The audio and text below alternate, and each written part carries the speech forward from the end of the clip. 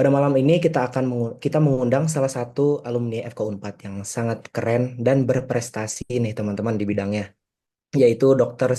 Hasmoro, spesialis anestesi, konsultan intensive care. Punten Dr. Hasmoro, kami mahasiswa kedokteran Universitas Padjadjaran, izin meminta waktunya untuk mewawancarai dokter. Bisa diceritakan sedikit mungkin mengenai perjalanan pendidikan dokter dari awal sekolah Fakultas Kedokteran di Unpad sampai sekarang gitu, Dok. Selama mahasiswa ya. Iya, Dok. Oke. Eh, ya awal-awal itu ya memang berat ya jadi mahasiswa kedokteran karena memang mata pelajarannya itu hafalan ya, banyak menghafal. Betul. Sebelumnya saya sudah di Hmm. ITB. Saya senang di ITB. Sudah lulus ITB. Tapi memang orang tua menghendaki saya masuk kedokteran. Jadi ITB tidak saya masuki meskipun saya lulus, tapi masuk kedokteran yang awalnya memang saya tidak suka. Jadi tingkat satu, dua, terutama tingkat satu, dua itu berat sekali rasanya untuk menghafal. Mungkin nanti teman-teman ini juga adik-adik semua ini mengalami ya, sulitnya menghafal. Dan dulu kurikulumnya itu 7 tahun. Ya, jadi perjuangannya berat buat saya yang tidak terlalu suka menghafal. Ya. Tapi ya alhamdulillah saya bisa lulus tepat waktu. Nah, Meskipun waktu itu ya yang namanya tepat waktu itu hampir 8 tahun. Kenapa? Karena ada demo-demo kuliah terputus itu setengah tahun sendiri. Jadi memang tidak seperti mahasiswa sekarang. Mungkin perjuangannya yang dulu itu lebih berat. Jadi memang siap-siap untuk perjuangan itu. iya, Dok. Oke, boleh kita lanjut ke pertanyaan selanjutnya, itu apa yang menjadi motivasi dokter untuk menekuni bidang kedokteran ini, Dok? Jujur nggak ada. Kalau dulu itu sekitar tahun 90, 1960, 60-an, itu ya yang ada itu ilmu kedokteran sama ITB, kedokteran gigi, ekonomi, hukum, terbatas sekali. Dokter Andes beda sama sekarang, banyak macamnya. Iya. Ya. Jadi memang terbatas jumlah yang dipilih, tapi saya menyenangi sebetulnya teknik di ITB. Ya. Tapi Oh, ikut orang tua, kehendak orang tua, nah, jadi saya termasuk orang yang patuh pada orang tua. Ya. Dan alhamdulillah pilihan orang tua ya buat saya sekarang saya nikmati.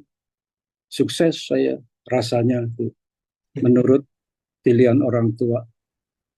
Ya. betul sekali, Dok. Ya, ikutin aja kalau orang tua menghendaki. Orang tua tidak mungkin menjerumuskan pengalaman buat Anda-Anda semua. Walaupun materinya tidak selalu disukai, tapi kalau itu sudah tugas, kerjakan. Biasanya kebanyakan ya berhasil. Terima kasih, Dokter. Lalu selanjutnya kita lanjut, apa saja tantangan dalam menempuh karir di bidang kedokteran, Dok? Juga mungkin bisa diberitahu juga, Dok, peluang apa saja sih yang saat ini masih tersedia, terutama bagi generasi baru yang ingin berkarir di bidang kedokteran seperti kami, Dok. Bagus, ini pertanyaan yang bagus ini. Jadi dokter belum tentu kita harus menjadi spesialis. Ya, kebetulan saya ada kesempatan untuk spesialisasi. Ya, tapi juga bisa seorang dokter itu jadi manajer, pimpinan rumah sakit. Ya, betul, Ya, Dok. bisa. Bisa saja terjun di bidang militer. Di militer itu saya jujur hanya cari beasiswa sebetulnya. Ya. Tujuannya untuk cari beasiswa. Tetapi setelah itu saya tekuni, sukses juga. Kemudian di bidang eh, entrepreneur, di bidang leadership, entrepreneur, ini juga bisa dokter. Banyak dokter yang bisa jadi menteri, ya. Banyak dokter Hmm. yang jadi pengusaha. Sekarang saya sudah 30 tahun lebih, saya memimpin suatu perusahaan. Awal memimpin satu rumah sakit, sekarang menjadi 51 rumah sakit, dan ini masih terus berkembang. Itu saya ngalami tugas tempur di tim-tim. Ini buat pelajaran, nah, mahasiswa-mahasiswa baru. Awal-awal memang kadang-kadang penugasan itu tidak disukai, ya. Tetapi saran saya, nasihat saya, masuk saja yang tidak disukai. Tekuni dengan serius. Lama-lama juga dia suka. Ya, belum tentu semua jadi passion Anda. Akan menjadi Betul. passion nanti kalau sudah ditekuni. Masalah Terima banyak, kasih. Oh tapi iya, tidak berarti bahwa masalah itu akan mengganjal kita. Masalah selalu bisa diatasi dengan ketekunan. pencapaian apa yang paling berkesan dan membanggakan dalam karir Dr. Hasmoro sendiri? Iya, ya awalnya saya kan sebagai dokter saja. Kemudian saya disuruh spesialisasi anestesi. Awalnya saya tidak suka juga ilmu apa itu anestesi, ya. Tapi saya tekuni juga, ya. Kemudian eh, ditugaskan di ICU, ya. Jadi saya ambil konsultan ICU. Nah, itu saya tekuni. Saya senang di situ. Tapi saya juga ditugaskan sebagai tim dokter ahli presiden. 22 tahun, ya, di tim dokter ahli presiden Soeharto Habibie. Ya, bergaul dengan para profesor-profesor di situ. Jadi ilmu saya juga bertambah di situ. Bisa mengenal seluruh sebagian besar ilmu kedokteran karena bergaul dengan banyak profesor. Meskipun saya bukan dokter di bidang pendidikan. Ya. Kemudian saya juga mendapat kesempatan berkarier di militer, ya, sampai wakil kepala rumah sakit RSPAD. Ya. Dan juga kemudian setelah pensiun saya menekuni eh, rumah sakit swasta sebagai direktur rumah sakit. Awalnya cuma satu, ya. Selama 34 tahun saya tekuni, sekarang sudah menjadi 51 rumah sakit. Nah, semua itu saya senang, merasa saya sukses. Rasanya saya sukses. Jadi, tiga bidang yang saya eh, anggap saya cukup berhasil. Di bidang kedokteran, di bidang militer, dan di bidang entrepreneur. Punten dokter sebelumnya mungkin eh, saya di sini sangat penasaran ya dok. Mungkin kami juga penasaran karena Dokter Hasmoro sendiri kan merupakan founder ya dok dari Rumah Sakit Hermina yang merupakan rumah sakit pertama di IKN ya dok ya. Ya, Apa betul dok? Oh ya. betul. Nah, bahkan sampai saat ini sudah terdapat puluhan cabang. Kira-kira bagaimana dok strateginya atau mungkin skills yang sekiranya wajib dimiliki oleh pelacaran dokter seperti kami mengikuti jalan dari Dokter Hasmoro sendiri dok? Ini pertanyaan yang umum, ya. Jadi tidak menyangkut IKN saja, tapi juga sebagai tim dokter presiden, ya, sebagai militer. Kuncinya itu adalah bahwa kita ini sebagai individu, sebagai manusia, dipercaya. oleh masyarakat. Betul sekali. Kuncinya itu. Kalau kita tidak dipercaya, ya kita tidak ditunjuk untuk menjadi tim dokter presiden. Nah, apa yang harus diperjuangkan dalam trust ini? Ada 3 unsur yang harus dipegang kalau seseorang mau dipercaya. Yang satu adalah kompetensi. Dia kompeten di ilmunya. Kalau tidak kompeten, pasti tidak dipercaya.